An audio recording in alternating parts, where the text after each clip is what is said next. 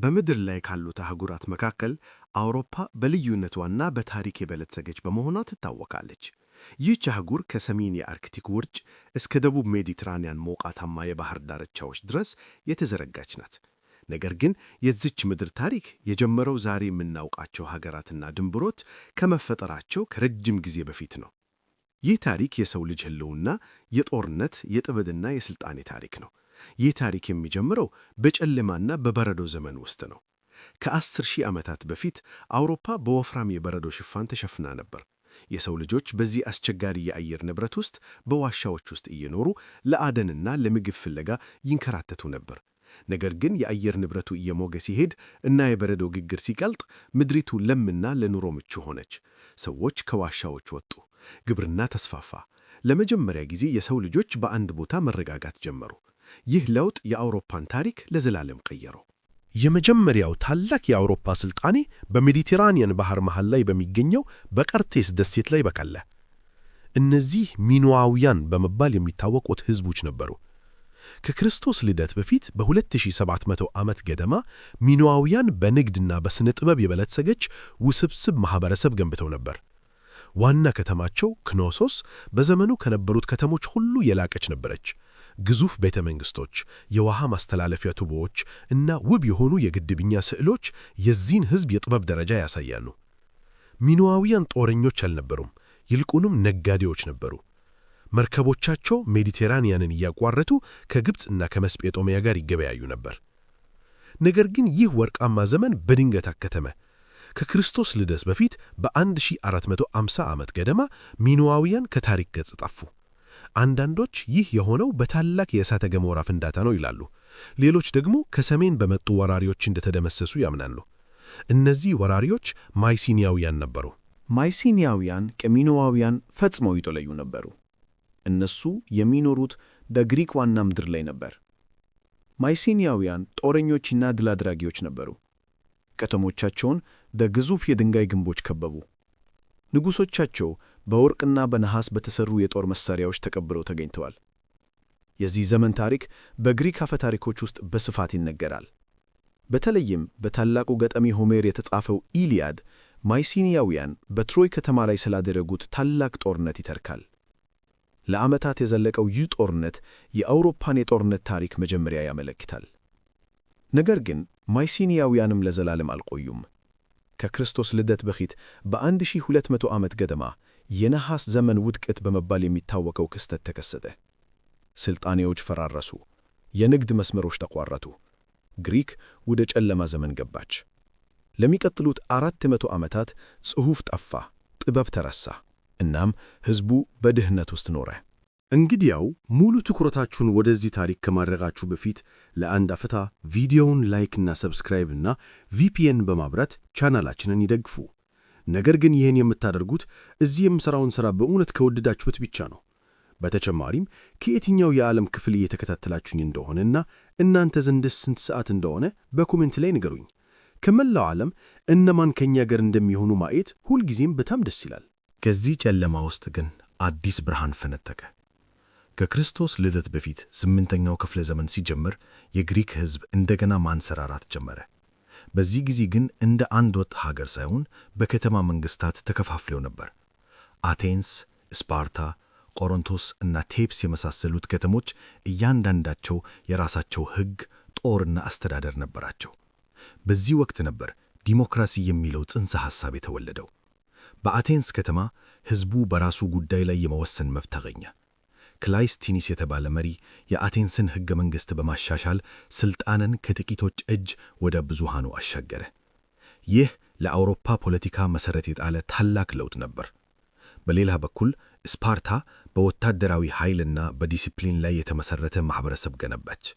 የስፓርታ ወንዶች ከልጅነታቸው ጀምሮ ለጦርነት ይሰለጠኑ ነበር። እነዚህ ሁለት ከተሞች አቴንስና ስፓርታ የጥንታዊት ግሪክን ዕጣ ፈንታ ወሰኑ። ነገር ግን እነዚህ የተከፋፈሉ የግሪክ ከተሞች ከምስራቅ የመጣ አንድ የጋራ ጠላት ገጠማቸው፤ የፋርስ ግዛት። በዘመኑ የዓለም ትልቁና ኃያሉ ግዛት የነበረው ፋርስ ግሪክን ለመቆጣጠር ፈለገ። ከክርስቶስ ልደት በፊት በ490 ዓመት የፋርስ ንጉሥ ዳሪዮስ ሰራዊቱን ወደ ማራቶን ሜዳ ላከ። የአቴንስ ጦር ቁጥሩ አነስተኛ ቢሆንም በጀግንነት ተዋግቶ ፋርሶችን አሸነፈ። ድሉን ለማብሰር ፊዲፒዴስ የተባለ ሯጭ ከማራቶን እስከ አቴንስ እየሮጠ ሄዶ አሸነፍን ብሎ ከተናገረ በኋላ ሕይወቱ አለፈ። ከ10 ዓመታት በኋላ የዳሪዮስ ልጅ ጠረክሲስ የአባቱን ሽንፈት ለመበቀል እጅግ ግዙፍ ጦር ይዞ ተመለሰ። በዚህ ጊዜ ግሪኮች አንድ መሆን ነበረባቸው።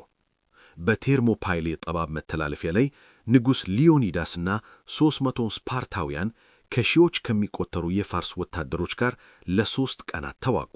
ስፓርታውያን እስከ መጨረሻው ሰው ድረስ ተዋግተው ወደቁ። የእነሱ መስዋዕትነት ግን ለተቀረው የግሪክ ጦር ለመደራጀት ጊዜ ሰጠ። በመጨረሻም በሳላሚስ የባሕር ላይ ጦርነት የአቴንስ መርከቦች የፋርስን ባሕር ኃይል ደመሰሱ። ግሪክ ነፃነቷን አስጠበቀች። ይህ ድል ለአውሮፓ ሥልጣን የመቀጠል ወሳኝ ነበር። ከፋርስ ጦርነት በኋላ አቴንስ ወደ ወርቃማው ዘመን ገባች። በፔሪክለስ መሪነት ጥበብ፣ ፍልስፍናና ስነ ሕንፃ አበቡ። ታላቁ ቤተ መቅደስ ፓርተኖን ተገነባ። ሶቅራጥስ፣ ፕላቶና አሪስቶትል ስለ ሕይወት፣ ስለ እውነትና ስለ መንግሥት አስተዳደር አስተማሩ። የእነሱ ፍልስፍና እስከ ዛሬ ድረስ የምዕራቡን ዓለም አስተሳሰብ ይገዛል። ሆኖም ይህ ሰላም ብዙ አልቆየም። የአቴንስ የበላይነት ስፓርታን አስቆጣ። በሁለቱ ከተሞች መካከል የፔሎፖኔዥያን ጦርነት ተቀሰቀሰ። ለ27 ዓመታት ግሪኮች እርስ በርስ ተገዳደሉ። ጦርነቱ መላውን ግሪክ አዳከመ። አቴንስ ተሸነፈች፣ ስፓርታ ማሸነፋ ቢድካም ዝለች ነበር። ይህ የግሪክ ከተማ መንግሥታት መዳከም ለሰሜኑ ጎረቤታቸው ለመቄዶንያ ዕድል ፈጠረ። የመቄዶንያ ንጉሥ ፊሊፕ ሁለተኛ የተበታተነውን ግሪክን በቁጥጥሩ ሥር አደረገ። ነገር ግን ዓለምን የለወጠው የእሱ ልጅ ነበር፣ ታላቁ እስክንድር። በ20 ዓመቱ ንጉሥ የሆነው እስክንድር ከአሪስቶትል ትምህርት የቀሰመና በጦርነት የተካነ ነበር። አባቱ የጀመረውን ሕልም ለማሳካት የፋርስን ግዛት ለመውጋት ተነሣ። እስክንድርና ሰራዊቱ ለሚቀጥሉት 13 ዓመታት ከግሪክ ተነስተው እስከ ግብፅ ከዛም አልፈው እስከ ህንድ ድንበር ድረስ ተጓዙ። እስክንድር በሕይወቱ አንድም ጦርነት አልተሸነፈም። የፋርስን ግዛት ደመሰሰ። ግብፅን ሲቆጣጠር ፈርዖን ተብሎ ተቀባ። በሱ ምክንያት የግሪክ ቋንቋና ባህል በመላው ዓለም ተስፋፋ። ይህ ዘመን ሄሌኒስቲክ ዘመን ተብሎ ይጠራል። ነገር ግን ታላቅነት ከሞት አያድንም። ከክርስቶስ ልደት በፊት በ323 ዓመት ባቢሎን ውስጥ እያለ ታላቁ እስክንድር በድንገተኛ ሕመም በ32 ዓመቱ አረፈ። የመጨረሻ ቃላቱ ለታላቁ ይሁን የሚሉ ነበሩ። ከእሱ ሞት በኋላ ግዛቱ በጄኔራሎቹ መካከል ተከፋፈለ። ምንም እንኳን የእስክንድር ግዛት ቢፈራረስም የዘራው የግሪክ ባህል ዘር ግን ቀጠለ። በስተምዕራብ በኩል ግን በጣሊያን ምድር ላይ አንዲት ትንሽ መንደር ወደ ታላቅ ኃይልነት እየተለወጠች ነበር። የአውሮፓን ብቻ ሳይሆን የመላውን ዓለም ታሪክ የሚቀይር አዲስ ምዕራፍ ሊከፈት ተቃርቧል። የሮም ዘመን ሊጀምር ነው።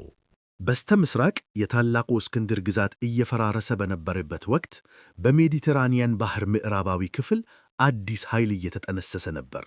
ይህ ኃይል ከአንድ ከተማ ተነስቶ ዓለምን የሚቀይር፣ ለዘመናት የሚዘልቅ ሕግና ሥርዓት የሚፈጥር እና የሰው ልጅን ታሪክ በደምና በብረት የሚጽፍ ኃይል ነበር። ይህ የሮም ታሪክ ነው። የሮም አጀማመር በታሪክና በአፈ ታሪክ የተሞላ ነው። እንደ አፈ ታሪኩ ከሆነ ሮም የተመሠረተችው በሁለት ወንድማሞቾች ማለትም በሮሚዩለስና በሬሙስ ነበር። በልጅነታቸው በቲበር ወንዝ ዳርቻ የተጣሉ ሲሆን በአንዲት ተኩላ ወተት ጠብተው እንዳደጉ ይነገራል። ነገር ግን ሥልጣን ለመያዝ ባደረጉት ግጭት ሮሚዩለስ ወንድሙን ሬሙስን ገደለው። ከክርስቶስ ልደት በፊት በ753 ዓመት ሮማውያን ንጉሣቸውን አባረሩ። በምትኩም አዲስ የአስተዳደር ሥርዓት መሠረቱ። ይህ ሥርዓት ሪፐብሊክ ወይም የሕዝብ አስተዳደር ተብሎ ይጠራ ነበር። ሥልጣን በአንድ ሰው እጅ ሳይሆን በሴኔት ወይም በምክር ቤት እጅ ወደቀ። ሴናተስ ፖፑሉስኩ ሮማኖስ የሚለው የሮም መፈክር የሮም ሴኔትና ሕዝብ አንድ መሆናቸውን ያውጅ ነበር። የሮም ሪፐብሊክ በወታደራዊ ኃይል ላይ የተመሠረተ ነበር። የሮም ወታደሮች ወይም ሊጂዮኖች በዲሲፕሊንና በስልት ከማንም የተሻሩ ነበሩ። አጭር ሰይፍና ጋሻ ታጥቀው ለሮም ክብር ሲሉ ለመሞት ዝግጁ ነበሩ። ቀስ በቀስ ሮም የመላው ጣሊያንን ምድር በቁጥጥሯ ስር አደረገች። ነገር ግን የሜዲተራኒያን ባህርን ለመቆጣጠር በሰሜን አፍሪካ የምትገኘውን ኃያል ከተማ ካርቴጅን ማሸነፍ ነበረባት። ይህ ግጭት የፒዩኒክ ጦርነት በመባል ይታወቃል። በሁለተኛው የፒዩኒክ ጦርነት ወቅት ካርቴጅ በታዋቂው ጄኔራል ሃኒባል ትመራ ነበር። ሃኒባል ሮምን ለማሸነፍ ያደረገው ነገር በታሪክ ማንም አስቦት የማያውቅ ነበር። ሰራዊቱንና በደርዘን የሚቆጠሩ የጦር ዝሆኖች እየመራ በረዶማውን የአልፕስ ተራራ አቋርጦ ወደ ጣሊያን ገባ። ሮማውያን በሃኒባል ድፍረት ደነገጡ። ለሚቀጥሉት 15 ዓመታት ሃኒባል በጣሊያን ምድር ላይ እየተዘዋወረ የሮምን ጦር ደጋግሞ አሸነፈ። በካናይ ጦርነት ብቻ በአንድ ቀን ውስጥ ከ50,000 በላይ የሮም ወታደሮችን ገደለ። ይህ ለሮም የጨለማ ቀን ነበር። ነገር ግን ሮማውያን እጅ አልሰጡም። የራሳቸውን ጀግና ስኪፒዮ አፍሪካነስን ወደ አፍሪካ ላኩ። ሃኒባል የራሱን ሀገር ለመከላከል ከጣሊያን ለመውጣት ተገደደ። በዛማ ጦርነት ሮም ካርቴጅን ድል አደረገች። ካርቴጅ ፈራረሰች፣ ምድሯም በጨው ተዘራች። አሁን ሜዲትራኒያን ባህር የሮም ሐይቅ ሆነ። ግዛቷ እየሰፋ ሲሄድ ግን የሮም የውስጥ ፖለቲካ እየበሰበሰ መጣ። ሀብታሞች ይበልጥ ሀብታም፣ ድሆች ይበልጥ ድሃ ሆኑ። ሙስና ተስፋፋ። የሪፐብሊኩ ሥርዓት እየተዳከመ ነበር። በዚህ ውጥረት ውስጥ አንድ ሰው ወደ ሥልጣን ወጣ፣ ጁልየስ ቄሳር። ጁልየስ ቄሳር ድንቅ የጦር መሪና የተዋጣለት ፖለቲከኛ ነበር። በጋሊክ ጦርነት ወቅት የዛሬዋን ፈረንሳይ ሙሉ በሙሉ በመቆጣጠር ለሮም ታላቅ ክብር አመጣ። ቬኒ ቪዲ ቪቺ ወይም መጣሁ፣ አየሁ፣ አሸነፍኩ የሚለው ንግግሩ የታወቀ ሆነ። ነገር ግን የሮም ሴኔት የቄሳርን ተወዳጅነት ፈራ። ጦሩን በትኖ ወደ ሮም እንዲመለስ አዘዙት። ቄሳር ግን እምቢ አለ። ከክርስቶስ ልደት በፊት በ49 ዓመት ቄሳር ከሰራዊቱ ጋር ሆኖ ሩቢኮን ወንዝን ተሻገረ። ይህ በሮም ሕግ መሠረት የአገር ክህደት ወንጀል ነበር። ዳይሱ ተወርውሯል አለ ቄሳር። የእርስ በርስ ጦርነት ተቀሰቀሰ። ቄሳር አሸነፈና ራሱን የሮም ዘላለማዊ አምባገነን አድርጎ ሾመ። ነገር ግን የሪፐብሊኩን ሥርዓት ለመታደግ በሚፈልጉ ሴኔተሮች ተጠላ። ከክርስቶስ ልደት በፊት በ44 ዓመት በመጋቢት ወር አጋማሽ ቄሳር በሴኔት አዳራሽ ውስጥ በተቀነባረ ሴራ ተገደለ። የራሱ ወዳጅ ብሩቱስ በመጨረሻው ሰዓት ሲወጋው አንተም ብሩቱስ ብሎ ጠየቀ። የቄሳር ደም በሮም እብነ በረድ ላይ ፈሰሰ። የቄሳር ሞት ሪፐብሊኩን አላዳነም፣ ይልቁንም ሌላ የእርስ በርስ ጦርነት አስከተለ። በመጨረሻም የቄሳር የጉዲፈቻ ልጅ ኦክታቪያን ጠላቶቹን በሙሉ አሸንፎ የሮም የመጀመሪያው ንጉሠ ነገሥት ሆነ። ስሙንም አውጉስቶስ ብሎ ቀየረ። የሮም ሪፐብሊክ ሞተ። የሮም ግዛት ወይም ኢምፓየር ተወለደ። አውጉስጦስ ለሮም ሰላምና መረጋጋትን አመጣ። ይህ ዘመን ፓክስ ሮማና ወይም የሮም ሰላም በመባል ይታወቃል። ለ200 ዓመታት ያህል ሮም በታላቅ ብልጽግና ውስጥ ኖረች። ግዛቷ ከእንግሊዝ እስከ ግብፅ፣ ከስፔን እስከ ሶሪያ ተዘረጋ። መንገዶች ተገነቡ። መንገዶች ሁሉ ወደ ሮም ያመራሉ የሚለው አባባል እውነት ሆነ። ግዙፍ የውሃ ማስተላለፊያ ቱቦች፣ የሕዝብ ማጣጠቢያዎችና ቤተ መቅደሶች ተሠሩ። በሮም ከተማ መሃል ታላቁ ኮሎሲየም ተገነባ። እዚህ ቦታ ሕዝቡ ለመዝናናት ሲል ግላዲያተሮች እርስ በርስ ወይም ከአውሬዎች ጋር እስከ ሞት ድረስ ይዋጉ ነበር። ደምና አሸዋ የሮም መዝናኛዎች ነበሩ። ነገር ግን በዚህ ሰፊ ግዛት ውስጥ በይሁዳ ምድር አንድ አናጢ አዲስ ትምህርት እያስተማረ ነበር፣ ኢየሱስ ናዝራዊ። የእሱ ተከታዮች የፍቅርና የሰላም መልእክት ያሰራጩ ነበር። የሮም ባለሥልጣናት ይህንን አዲስ እምነት እንደ ስጋት ቆጠሩት። ክርስቲያኖች ተሰደዱ፣ ለአንበሳ ተሰጡ እና ተገደሉ። ሆኖም እምነቱ እንደ እሳት ተስፋፋ። ከ300 ዓመታት በኋላ ንጉሠ ነገሥት ቆስጠንጢኖስ ክርስትናን ተቀበለ። በአዋጅ ክርስትና የሮም ሕጋዊ ሃይማኖት ሆነ። ቆስጠንጢኖስ ዋና ከተማውን ከሮም ወደ ምስራቅ ወደ ቆስጠንጢንያ አዛወረ። ነገር ግን በምዕራብ ማዕበል እየመጣ ነበር። በሦስተኛው ክፍለ ዘመን ዓመተ ምሕረት ሮም በውስጥ ችግሮችና በውጭ ወራሪዎች ተዳክመች። ከሰሜን አረመኔ ጎሳዎች ድንበሩን እየገፉ መጡ። ቪዚጎቶች፣ ቫንዳሎች እና ፍራንኮች የሮምን ሀብት ይፈልጉ ነበር። ከምስራቅ ደግሞ የእግዚአብሔር አለንጋ በመባል የሚታወቀው አቲላ ከሁን ጎሳ ጋር በመሆን አውሮፓን አጥለቀለቀ። የሮም ጦር ከዚህ በኋላ ድንበሮቹን መጠበቅ አቃተው። በ410 ዓመተ ምህረት አላሪክ የተባለው የቪዚጎት መሪ ሮምን ወረረ። ለ800 ዓመታት ማንም የውጭ ጠላት ያልደፈራት ከተማ ተዘረፈች። ይህ ለሮማውያን የዓለም መጨረሻ መስሎ ታያቸው። ነገሮች እየባሱ ሄዱ። በ476 ዓመተ ምህረት የመጨረሻው የሮም ንጉሠ ነገሥት ሕፃኑ ሮሙለስ አውጉስቱሉስ በጀርመናዊው መሪ ኦዶዋተር ከሥልጣን ወረደ። የምዕራቡ የሮም ግዛት ወደቀ። የቄሳሮች ዙፋን ፈራረሰ። በአንድ ወቅት ዓለምን ያበራው የሮም ብርሃን ጠፋ። አውሮፓ ወደ ድቅድቅ ጨለማ ዘመን ልትገባ ነው። ሥልጣኔ ወደ ኋላ ተመለሰ። ከተሞች ባዶ ሆኑ። እናም ሕግ አልባነት ነገሠ።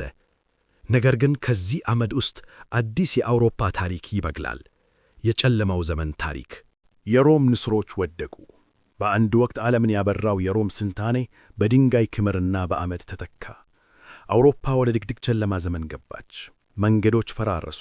የውሃ ማስተላለፊያ ቱቦዎች ደረቁ። እናም የሕዝብ ቤተ መጻሕፍት ተዘጉ። ከዚህ በኋላ ማንም የሮማን ሕግ አያከብርም ነበር። በምትኩ ጉልበት የነገሰበት የጠንካራው ሕግ የበላይ የሆነበት ዘመን መጣ። 5ኛውና 6ኛው ክፍለ ዘመን አውሮፓ በሙሉ በግርግር የተመሰቃቀለችበት ወቅት ነበር። ከሰሜን ከምስራቅና ከደቡብ የተለያዩ ጎሳዎች መሬት ፍለጋ ይንቀሳቀሱ ነበር። ፍራንኮች፣ ቪዚጎቶች፣ ኦስትሮጎቶችና ቫንዳሎች አሮጌውን የሮም ግዛት ተከፋፍለው የራሳቸውን መንግሥት መሠረቱ። በዚህ ጊዜ የሕዝብ ቁጥር በአስደናቂ ሁኔታ ቀንሶ ነበር። ሰዎች ከከተሞች ርቀው በገጠር መንደሮች ተሰባሰቡ። ሕይወት አጭር፣ ጨካኝና በአደጋ የተሞላ ነበር። ነገር ግን ከዚህ ሁሉ ግርግር መካከል አንድ የተረጋጋ ተቋም ጸንቶ ቆመ፤ የካቶሊክ ቤተ ክርስቲያን። የሮም መንግሥት ቢወድቅም የሮም ጳጳስ ሥልጣን ግን እየጠነከረ መጣ። ገዳማት የእውቀት ማዕከል ሆኑ። መነኮሳት የጥንት ሮማውያንና ግሪኮች የጻፉትን መጻሕፍት በእጅ እየገለበጡ ለትውልድ አቆዩ። ቤተ ክርስቲያን ተስፋ የቆረጠውን ሕዝብ በአንድነት አስተሳሰረች። ክርስቲያንዶም ወይም የክርስቲያን ዓለም የሚለው ሐሳብ ተወለደ። በዚህ የጨለማ ዘመን አንድ ታላቅ ንጉሥ ብቅ አለ፤ ሻርለማኝ። የፍራንኮች ንጉሥ የነበረው ሻርለማኝ በ9ኛው ክፍለ ዘመን መጀመሪያ ላይ አውሮፓን በአንድነት ለመግዛት ሕልም ነበረው። እሱ ተዋጊ ብቻ ሳይሆን የተማረና ለቤተ ክርስቲያን ታማኝ ነበር። በ768 ዓመተ ምህረት ወደ ሥልጣን ከመጣ በኋላ ለሚቀጥሉት 40 ዓመታት ያለማቋረጥ ተዋጋ። ሳክሶኖችን አሸንፎ በግዳጅ ወደ ክርስትና ቀየራቸው። ለምባርዶችን በጣሊያን አሸነፈ። ግዛቱ ከስፔን እስከ ጀርመን፣ ከጣሊያን እስከ ቤልጂየም ተዘረጋ። በ800 ዓመተ ምህረት በገና ቀን ሻርለማኝ ከተማ ውስጥ በቅዱስ ጴጥሮስ ቤተ ክርስቲያን ተበረከከ። ርዕሰ ሊቃነ ጳጳሳት ሊዮ ሦስተኛ ዘውድ በራሱ ላይ ደፉለት እና የሮማውያን ንጉሠ ነገሥት ብለው ሰየሙት። ይህ ለአውሮፓ ትልቅ ትርጉም ነበረው። ከ300 ዓመታት በኋላ ለመጀመሪያ ጊዜ አንድ ንጉሥ የምዕራብ አውሮፓን እንደገና አንድ አደረገ። የሻርለማኝ ዘመን የካሮሊንጂያን ሕዳሴ በመባል ይታወቃል። ትምህርት ቤቶች ተከፈቱ፣ ጥበብ አበበ፣ እናም ንግድ እንደገና ማንሰራራት ጀመረ። ነገር ግን የሻርለማኝ ግዛት ከእሱ ሞት በኋላ ብዙም አልቆየም። በልጅ ልጆቹ መካከል በተፈጠረ አለመግባባት ግዛቱ ለ3 ተከፈለ። ይህም ዛሬ ለምናውቃቸው ፈረንሳይና ጀርመን መሠረት ጣለ። ነገር ግን ይህ መከፋፈል አውሮፓን ለአደጋ አጋለጠ። ከሰሜን አዲስና አስፈሪ ጠላት እየመጣ ነበር፤ ቫይኪንጎች። ቫይኪንጎች ከስካንዲኔቪያ ሀገራት ማለትም ከኖርዌይ፣ ከስዊድንና ከዴንማርክ የመጡ ነበሩ። እነዚህ ሕዝቦች ምርጥ መርከበኞችና ጨካኝ ተዋጊዎች ነበሩ። መርከቦቻቸው ሎንግ ሺፕስ ወይም ረጅም መርከቦች በመባል የሚታወቁት ጥልቀት በሌለው ውሃ ላይ መጓዝ ይችሉ ነበር። ይህም ቫይኪንጎች በወንዞች በኩል ወደ አውሮፓ መሃል ዘልቀው እንዲገቡ አስችሏቸዋል። በድንገት ይመጣሉ፣ ይዘርፋሉ፣ ያቃጥላሉ፣ እናም ሳይያዙ ይሰወራሉ። በ793 ዓመተ ምህረት በእንግሊዝ ሰሜናዊ ጠረፍ በሚገኘው የሊንዲስፋርን ገዳም ላይ ያደረጉት ጥቃት የቫይኪንጎች ዘመን መጀመሪያ ተደርጎ ይወሰዳል። መነኮሳትን ገደሉ፣ የወርቅና የብር ንዋየ ቅድሳትን ዘረፉ። ለሚቀጥሉት 200 ዓመታት ጌታ ሆይ ከሰሜናውያን ቁጣ አድነን የሚለው ጸሎት በአውሮፓ አብያተ ክርስቲያናት ውስጥ ይሰማ ነበር። ቫይኪንጎች ግን ዘራፊዎች ብቻ አልነበሩም፣ ታላቅ አሳሾችም ነበሩ። ወደ ምስራቅ ተጉዘው ሩሲያን አቋርጠው እስከ ቁስጥንጥንያ ደረሱ። እዚያም ቫራንጂያን ጋርድ ወይም የንጉሠ ነገሥታት ጠባቂዎች ሆነው አገልገሉ። ወደ ምዕራብ ተጉዘው አይስላንድንና ግሪንላንድን አገኙ። እንዲያም ከክርስቶስ ልደት በኋላ በ1000 ዓመት ገደማ ሊፍ ኤሪክሰን የተባለ ቫይኪንግ ክሪስቶፈር ኮሎምበስ ከመወለዱ 500 ዓመታት በፊት ወደ ሰሜን አሜሪካ ተጉዞ ነበር። እነሱ ቪንላንድ ብለው በጠሩት ቦታ ለተወሰነ ጊዜ ኖረዋል። በአውሮፓ ምድር ቫይኪንጎች በመጨረሻ መረጋጋት ጀመሩ። በፈረንሳይ ሰሜናዊ ክፍል ኖርማንዲ ወይም የሰሜን ሰዎች ምድር የተባለ ግዛት ተሰጣቸው። መሪያቸው ሮሎ ክርስትናን ተቀብሎ የፈረንሳይን ንጉሥ አገለገለ። የእሱ ዘሮች ኖርማኖች የታሪክን አቅጣጫ የሚቀይር ሌላ ወረራ ያካሂዳሉ።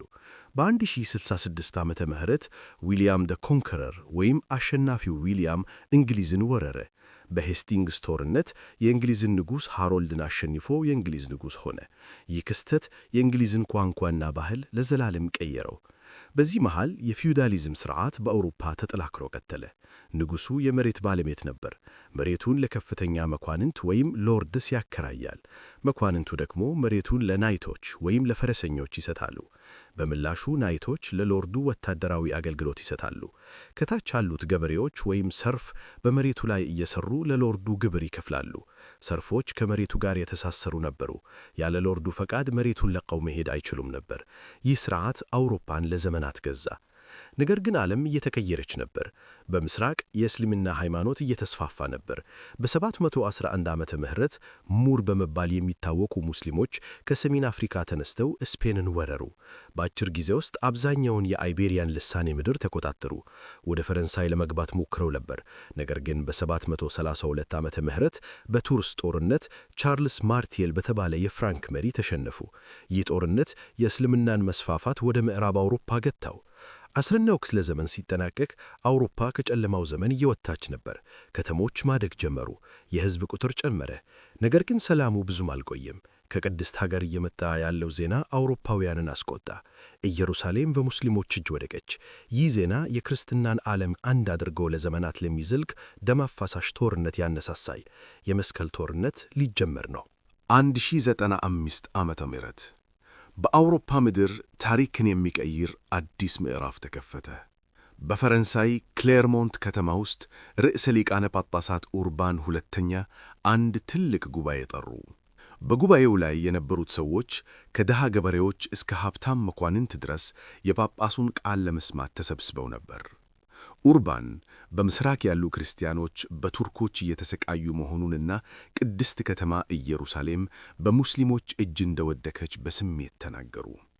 ንግግራቸውን ሲጨርሱ እግዚአብሔር ይፈቅዳል ወይም በላቲን ዲውስ ቮልት የሚለው ጩኸት ሰማዩን ቀደደው።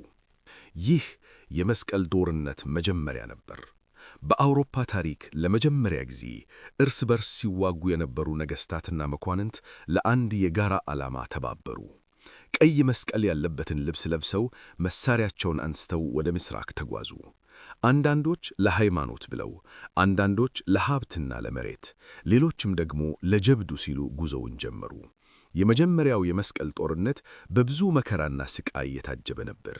በሺዎች የሚቆጠሩ ሰዎች በመንገድ ላይ በረሃብና በበሽታ አለቁ።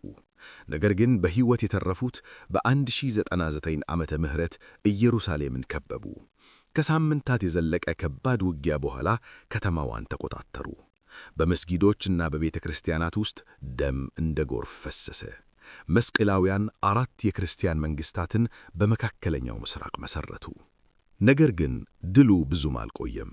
ሙስሊሞች በጀግናው ሳላዲን መሪነት ተደራጁ። በ1187 ዓመተ ምህረት ሳላዲን ኢየሩሳሌምን እንደገና ተቆጣጠረ።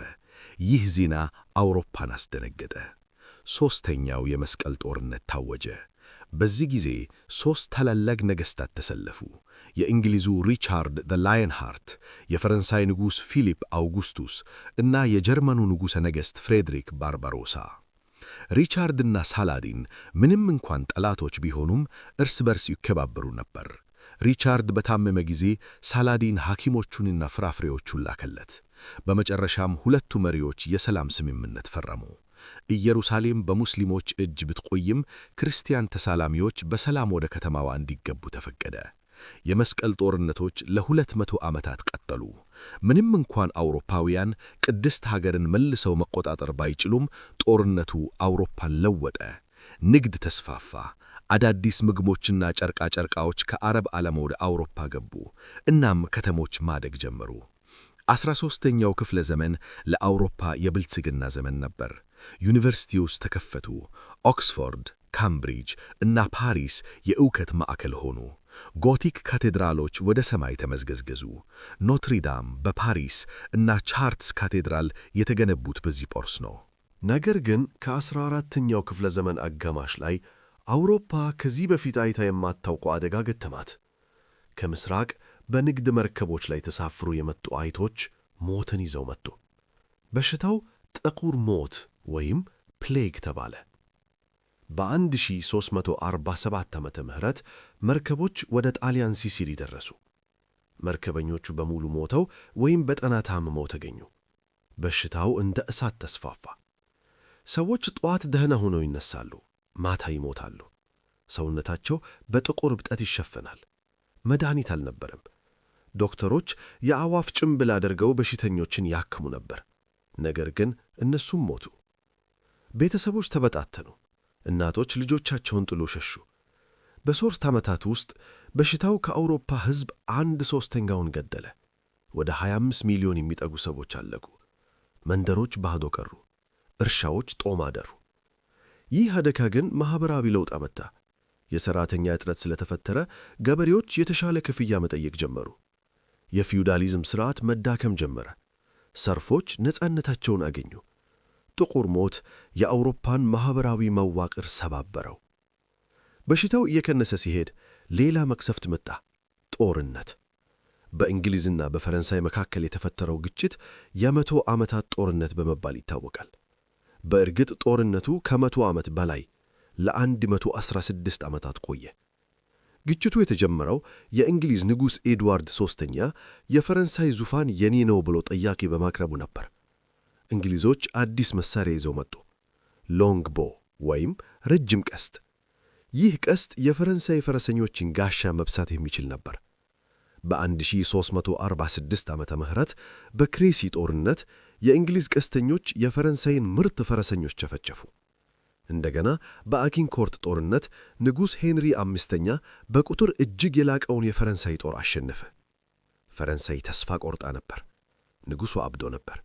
ግዛቷ በእንግሊዞች ተወሮ ነበር። በዚህ ተስፋ አስቆራጭ ሰዓት አንዲት የገጠር ልጅ ብቅ አለች፣ ጆአን ኦፍ አርክ። የ17 ዓመት ወጣት የነበረችው ጆአን ቅዱሳን ድምፅ እንዳሰሟትና ፈረንሳይን እንድታድን እንደላኳት ተናገረች። የፈረንሳይ አልጋ ወራሽ ቻርልስ ሰባተኛን አሳመነችው። የጦር ልብስ ለብሳ ባንዲራ ይዛ ተስፋ የቆረጠውን የፈረንሳይ ጦር ወደ ኦርሊያንስ መራች። ተአምር ተፈጠረ። በሷ መሪነት ፈረንሳዮች እንግሊዞችን አሸነፉ። ጆአን ኦፍ አርክ ለፈረንሳይ ነፃነት ምልክት ሆነች። ነገር ግን በእንግሊዞች ተማርካ ተያዘች። እንደ ጠንቋይ ተቆጥራ በ19 ዓመቷ በእሳት ተቃጥላ እንድትሞት ተፈረደባት። ስትሞት ስቅላት መስቀል ይዛ ኢየሱስ እያለች ጮኸች። ሞቷ ግን ፈረንሳይን አላዳከመም፣ ይልቁንም አንድ አደረጋት። በ1453 ዓመተ ምህረት ፈረንሳዮች እንግሊዞችን ከመሬታቸው አስወጡ። ጦርነቱ አበቃ። በዚሁ ዓመት በ1453 በምስራቅ ሌላ ታላቅ ክስተት ተፈጠረ። የኦቶማን ቱርኮች በሱልጣን መሕመድ ሁለተኛ መሪነት የቁስጥንጥንያ ከተማን ከበቡ። ለ1000 ዓመታት የዘለቀው የባይዛንታይን ግዛት የምስራቅ ሮም አበቃለት። ከተማዋ ስትወድቅ ብዙ ምሁራን ጥንታዊ የግሪክና የሮም መጻሕፍትን ይዘው ወደ ጣሊያን ሸሹ። እነዚህ መጻሕፍት በአውሮፓ አዲስ የእውቀት ብርሃን ፈነጠቁ። የጨለማው ዘመንና የመካከለኛው ዘመን እያበቃ ነው። የሰው ልጅ አእምሮ የሚነቃቃበት፣ ጥበብና ሳይንስ የሚፈነዳበት አዲስ ዘመን ሊጀምር ነው። የህዳሴ ዘመን። 15ኛው ክፍለ ዘመን ለአውሮፓ የለውጥ ጊዜ ነበር። ጣሊያን ፍሎረንስ ከተማ ውስጥ አዲስ የአስተሳሰብ ዘመን ተወለደ። ይህ ህዳሴ ወይም በፈረንሳይኛ ሬናሳንስ ይባላል። ትርጉሙ ዳግም መወለድ ማለት ነው። የሰው ልጅ አእምሮ ከጨለማው ዘመን ተላቆ እንደገና ወደ ጥንታዊ ግሪክና ሮም ጥበብ ተመለሰ። በዚህ ዘመን ቤተ ክርስቲያን ብቻ ሳትሆን ግለሰቦችም ትልቅ ቦታ ማግኘት ጀመሩ። የሜዲቺ ቤተሰብ በፍሎረንስ የጥበብ ሰዎችን በመደገፍ ታወቀ። ሊዮናርዶ ዳቪንቺ፣ ማይክላንጀሎ፣ ራፋኤልና ዶናቴሎ የዚህ ዘመን ታላላቅ ከዋክብት ነበሩ። ሊዮናርዶ ሞናሊዛንና የመጨረሻውን እራትን ቀባ። ማይክላንጀሎ በሮም በሚገኘው በሲስቲን ቻፕል ጣሪያ ላይ የመጽሐፍ ቅዱስን ታሪክ በቀለም አስቀመጠ። የዳዊትን ሐውልት ከእብነ በረድ ጠረበ። ህዳሴ በጥበብ ብቻ የተወሰነ አልነበረም። በሳይንስም ትልቅ ለውጥ መጣ። ኒኮላስ ኮፐርኒከስ መሬት በፀሐይ ዙሪያ እንደምትዞር አረጋገጠ። ይህ ግኝት የካቶሊክ ቤተ ክርስቲያንን አስተምህሮ ተፈታተነ። ጋሊሊዮ ጋሊሌ ቴሌስኮፕ ሰርቶ የጨረቃን ገጽታ አጠና። የሱ ግኝቶች ግን ለሕይወቱ አስጊ ሆኑ። ቤተ ክርስቲያን መሬት የአጽናፈ ዓለሙ መሃል ናት ብላ ታምን ነበር። ጋሊሊዮን አስፈራሩት። ነገር ግን እውነትን መደበቅ አልቻሉም። በዚህ ሁሉ መሃል በጀርመን አንድ ሰው ዓለምን የሚቀይር ማሽን ፈጠረ። ዮሐንስ ጉተንበርግ በ1455 ዓመተ ምህረት የህትመት ማሽንን ሠራ። እስከዚያ ድረስ መጽሐፍት በእጅ ገለበቱ ነበር። አሁን ግን በሺዎች የሚቆጠሩ መጽሐፍት በአጭር ጊዜ ውስጥ ታተሙ። ዕውቀት ለጥቂቶች ብቻ ሳይሆን ለብዙዎች ተደራሽ ሆነ። መጽሐፍ ቅዱስ በብዛት ታተመ። ሰዎች ማንበብ ጀመሩ። ይህ የንባብ መስፋፋት በቤተ ክርስቲያን ላይ ጥያቄ አስነሳ። በ1517 ዓመተ ምህረት ማርቲን ሉተር የተባለ ጀርመናዊ መነኩሴ በዊተንበርግ ቤተ ክርስቲያን በር ላይ 95 መግለጫዎችን ለጠፈ። ሉተር የካቶሊክ ቤተ ክርስቲያን ሙስናንና የኃጢአት ይቅርታ መሸጥን ተቃወመ። ሰው የሚዳነው በእምነት ብቻ ነው አለ። ይህ ድርጊት ተሐድሶ ወይም ፕሮቴስታንት ሪፎርሜሽንን አስከተለ። አውሮፓ በሃይማኖት ተከፋፈለች፣ ካቶሊኮችና ፕሮቴስታንቶች። ለሚቀጥሉት 100 ዓመታት በሃይማኖት ስም ደም ፈሰሰ። ንጉሣትና ጳጳሳት እርስ በርስ ተዋጉ። በእንግሊዝ ንጉሥ ሄንሪ ስምንተኛ ከሮም ካቶሊክ ቤተ ክርስቲያን ተገንጥሎ የራሱን ቤተ ክርስቲያን አንግሊካን ቤተ ክርስቲያንን መሠረተ። ምክንያቱም ርዕሰ ሊቃነ ጳጳሳቱ ሚስቱን እንዲፈታ አልፈቀዱለትም ነበር። በዚህ የሃይማኖትና የፖለቲካ ግርግር ውስጥ ሌላ ታላቅ ክስተት እየተፈጠረ ነበር። የአውሮፓ መንግሥታት ሀብትና ቅመማ ቅመም ፍለጋ ወደማያውቁት ዓለም ተጓዙ። ፖርቹጋልና ስፔን ቀዳሚ ነበሩ። የፖርቹጋል ልዑል ሄንሪ ዘ ናቪጌተር መርከበኞችን አበረታታ። ቫስኮ ዳ ጋማ አፍሪካን ዞሮ ወደ ህንድ የሚወስደውን የባህር መንገድ አገኘ። በ1492 ዓመተ ምህረት ክሪስቶፈር ኮሎምበስ የስፔን ንጉሥ ፌርዲናንድና ንግሥት ኢዛቤላን አሳምኖ ወደ ምዕራብ በመጓዝ ህንድን ለማግኘት ተነሳ። 3 መርከቦችን ይዞ አትላንቲክ ውቅያኖስን አቋረጠ። ከ2 ወራት አድካሚ ጉዞ በኋላ መርከበኞቹ መሬት መሬት ብለው ጮኹ። ኮሎምበስ ህንድ የደረሰ መስሎት ነበር። ነገር ግን የደረሰው በሃማስ ደሴቶች ላይ ነበር። ይህ ለአውሮፓውያን አዲሱ ዓለም ተብሎ ተጠራ፣ አሜሪካ። ይህ ግይት ለአውሮፓውያን ታላቅ ዕድል፣ ለአገሬው ተወላጆች ግን ታላቅ ጥፋት ነበር። ስፔናውያን ወርቅና ብር ፍለጋ አዲሱን ዓለም ወረሩ። ሄርናን ኮርቴዝ በ500 ወታደሮች ብቻ ግዙፉን የአስቴክ ግዛት በሜክሲኮ አሸነፈ። ፍራንሲስኮ ፒዛሮ በፔሩ የሚገኘውን የኢንካ ግዛት ደመሰሰ። ስፔናውያን ፈረሶችን፣ ጠመንጃዎችን እና ከሁሉም በላይ በሽታዎችን ይዘው መጡ። ፈንጣጣ፣ ኩፍኝና ጉንፋን በሚሊዮን የሚቆጠሩ የሀገሬው ተወላጆችን ገደሉ። አውሮፓውያን አሜሪካን ቅኝ ግዛት አደረጉ። እንግሊዝ፣ ፈረንሳይና ኔዘርላንድስ የራሳቸውን ድርሻ ለመውሰድ ተሽቀዳደሙ። ነገር ግን አዲሱ ዓለም ጉልበት ያስፈልገው ነበር። እርሻዎችን ለማረስና ማዕድናትን ለመቆፈር አውሮፓውያን ወደ አፍሪካ ዞሩ። የሦስት ማዕዘን ንግድ ተጀመረ። መርከቦች ከአውሮፓ ተነስተው ወደ አፍሪካ ይሄዳሉ። ከአፍሪካ ባሪያዎችን ጭነው ወደ አሜሪካ ይወስዳሉ። ከአሜሪካ ደግሞ ስኳር፣ ትንባኮና ጥጥ ጭነው ወደ አውሮፓ ይመለሳሉ። ይህ ጨካኝ የባሪያ ንግድ ለ300 ዓመታት ቀጠለ። በአውሮፓ ምድር ሀብት እየጎረፈ ነበር። ስፔን በወርቅና በብር ተጠለቀለች። ይህ ሀብት ግን ዋጋ አስከፈላት። የ30 ዓመታት ጦርነት ተቀሰቀሰ። በ1618 ዓመተ ምህረት በጀርመን ግዛቶች ውስጥ በካቶሊኮችና በፕሮቴስታንቶች መካከል የተጀመረው ግጭት መላውን አውሮፓ አዳረሰ። ስዊድን፣ ፈረንሳይ፣ ስፔንና ዴንማርክ ተሳተፉ። ጦርነቱ በጭካኔ የተሞላ ነበር። መንደሮች ተቃጠሉ፣ ሰብል ወደመ። የጀርመን ሕዝብ 1/3 አለቀ። በመጨረሻም በ1648 ዓመተ ምህረት የዌስትፋሊያ ሰላም ስምምነት ተፈረመ። ይህ ስምምነት ለአውሮፓ አዲስ ሥርዓት ፈጠረ። የብሔራዊ መንግሥታት ሉዓላዊነት ተረጋገጠ። እያንዳንዱ ንጉሥ በራሱ ግዛትና በራሱ ሕዝብ ላይ ሥልጣን እንዳለው ተወሰነ። የሃይማኖት ነጻነት ዕውቅና አገኘ። ይህ የዘመናዊው ዲፕሎማሲ መጀመሪያ ነበር። ነገር ግን አዲስ የማዕበል ደመና በሰማይ ላይ እየታየ ነው። ነገሥታት እኔ መንግሥት ነኝ እያሉ ሥልጣናቸውን እያጠናከሩ ነው። በተለይም በፈረንሳይ ንጉሥ ሉዊ 14ኛ የቬርሳይ ቤተ መንግሥትን ገንብቶ በፍጹም ሥልጣን መግዛት ጀመረ። ሕዝቡ ግን እየተራበ ነው። አዲስ ያስተሳሰብ ለውጥ እየመጣ ነው። ሳይንስና ምክንያታዊነት የነገሱበት ዘመን፣ የብርሃን ዘመን እና አብዮቶች እየቀረቡ ነው። ነገሥታት ከዙፋናቸው የሚወርዱበት፣ ሕዝቡ ለነጻነት የሚጮኽበት ጊዜ ደርሷል። 17ኛውና 18ኛው ክፍለ ዘመን ለአውሮፓ የአእምሮ ንቃት ዘመን ነበር። ይህ ዘመን የብርሃን ዘመን ወይም ኢንላይትንመንት በመባል ይታወቃል።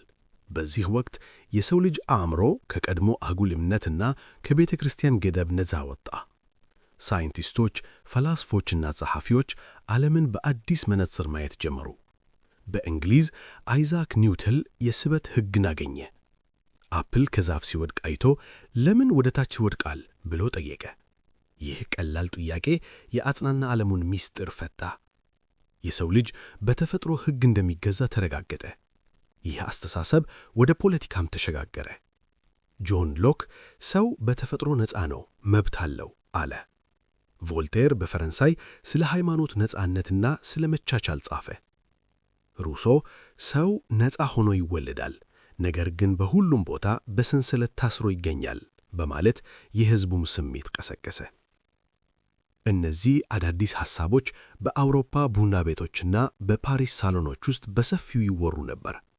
ነገሥታት ግን ይህንን አልወደዱትም። በተለይም በፈረንሳይ ንጉሣዊው ሥርዓት በቅንጦትና በብክነት የተሞላ ነበር።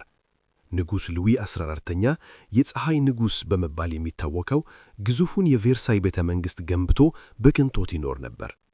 ነገር ግን ተከታዩ ንጉሥ ሉዊ 16ኛና ሚስቱ ማሪ አንቶኔት ሥልጣን ሲይዙ የፈረንሳይ ኢኮኖሚ እያሽቆለቆለ ነበር። በ1789 ዓመተ ምህረት የፈረንሳይ ሕዝብ በረሃብ አለቀ። ዳቦ መግዛት አልቻለም። ንጉሡ ግብር ለመጨመር የመደብ ምክር ቤቱን ጠራ። ነገር ግን ተራው ሕዝብ ወይም ሦስተኛው መደብ ተቃወመ። በቴኒስ ሜዳ ላይ ተሰብስበው ሕገ መንግሥት እስካልተረቀቀ ድረስ አንበትንም ብለው ማሉ። ጁላይ 14 1789 የተናደደው የፓሪስ ሕዝብ ባስቲል የተባለውን እስር ቤት አደቃ። ባስቲል የንጉሡ ጭቆና ምልክት ነበር። ሕዝቡ እስር ቤቱን ሰባብሮ ገባ፣ የጦር መሣሪያ ዘረፈ። የባስቲል አስተዳዳሪ አንገት ተቆርጦ በጦር ላይ ተሰክቶ በከተማ ውስጥ ተዞረ። ይህ የፈረንሳይ አብዮት መጀመሪያ ነበር። ነጻነት፣ እኩልነት፣ ወንድማማጅነት የሚለው መፈክር በመላው ፈረንሳይ አስተጋባ።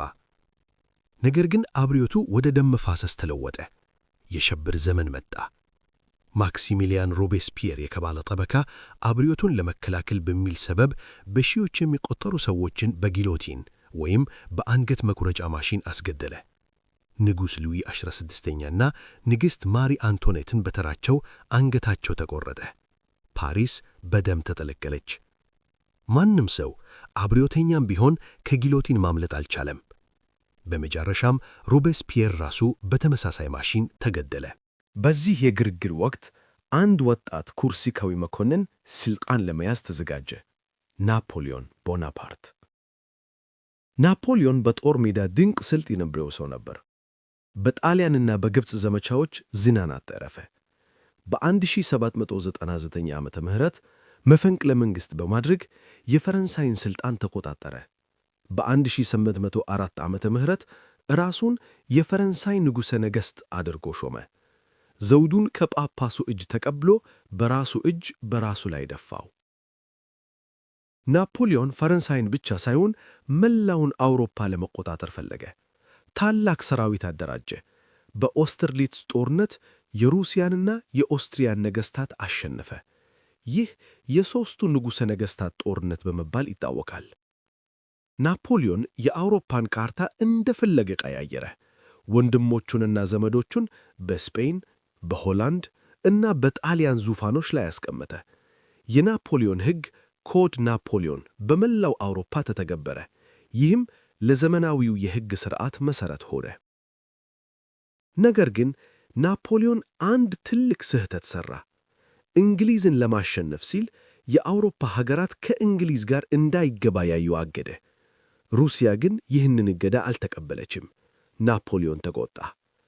በ1812 ዓመተ ምህረት ናፖሊዮን 600,000 ወታደሮችን ይዞ ወደ ሩሲያ ዘመተ። ይህ በታሪክ ከታዩት ግዙፍ ወረራዎች አንዱ ነበር። ሩሲያውያን ግን ብልህ ነበሩ።